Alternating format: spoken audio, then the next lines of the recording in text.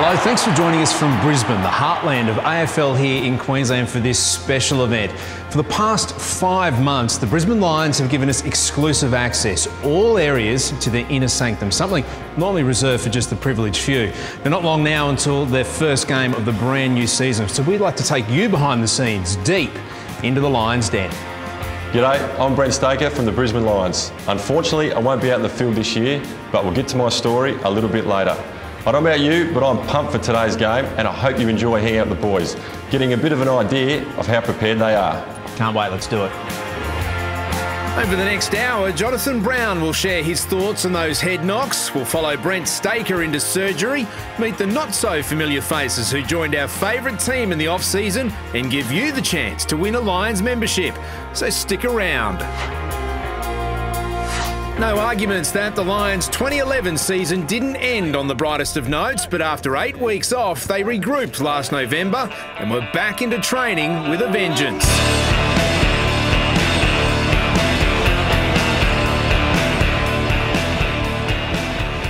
It's a long pre-season, especially probably for older blokes or probably the real young blokes, like the first year players who are really just battling body-wise to back up one day after another. Especially up here, you've either got pouring down torrential rain or 35-degree heat, which is hard.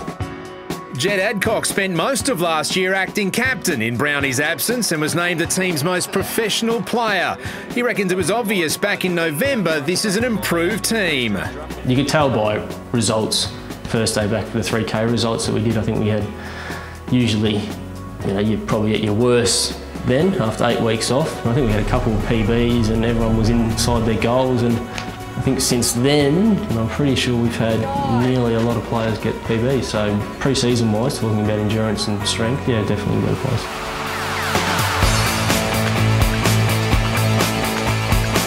I feel like you got to sprint, you got to work it harder. The boys went into camp at Noosa, where one early morning saw us split into 4 teams and put through our own version of the amazing race. The 30k team ride was a warm-up to a run back onto Noosa Main Beach, and then a couple of water-based challenges that really got the boys out of their comfort zones.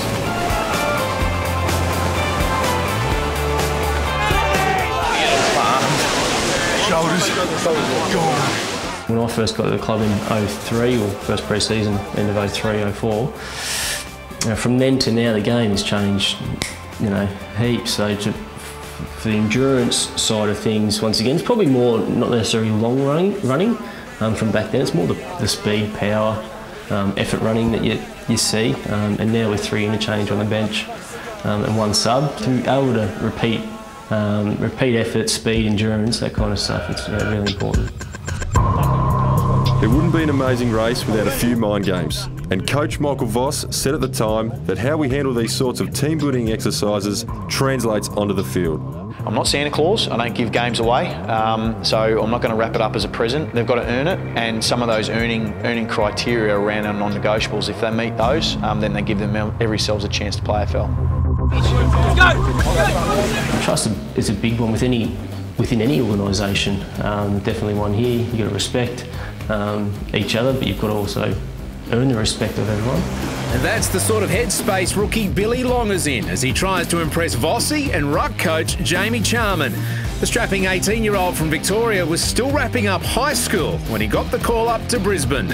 I guess AFL, when you're a kid, it's just a dream that everyone I guess plays and strives for.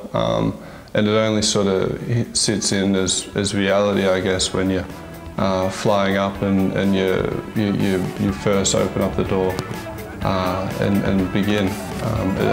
It's a surreal, I guess, thought until then. Billy admits the pre-season was a baptism of fire. It was a huge shock to the system, but it's something that you come away from, I guess, a changed person, knowing that you can, reach new heights. Meantime, senior players Adcock, Brown, Simon Black, Daniel Merritt and Tom Rockcliffe jetted off to the United States for altitude training in Arizona. And since Christmas, the Lions' pre-season training has moved into drills, an area where they were found lacking last year. They've represented themselves outstandingly well. They're all fantastic human beings, but then we need to coach them to be what it's like when you're inside the white circle, and now you've got to have that competitive head on. Even if you just play football for fun, I think every kid has the mental process that that they'll do anything to win, and then into, I guess, thrown up here, you get a much bigger workload, and everything is a lot more professional and structured. But at the end of the day, when you cross the white line, your thought and mindset is, I think, unchanged, in that you really just you play to win. How do I motivate myself for the new season? It's pretty easy. Love playing footy and really enjoy playing with the boys at the Brisbane Lions. Everyone wants to know, who's improved, what teams are going to be better and stuff like that. So that's sort of what we look for going around one, I think. Motivation for the new season comes pretty naturally when you put in such a long pre-season and then games come. Yeah, you get pretty excited. I suppose you always look back to the previous season, and last year was quite disappointing for us as a team, but we've taken some big steps forward this year in the pre-season, and really looking forward to better ourselves in every aspect of the way we play and off the field as well. There's a lot of positive signs throughout the club, so that's motivating in itself. So coming off last year, which wasn't a great year for us, there's good signs around the club that's going to be more positive this year. After the break, a reality check for more new players hoping to make an impact in their first year with the club.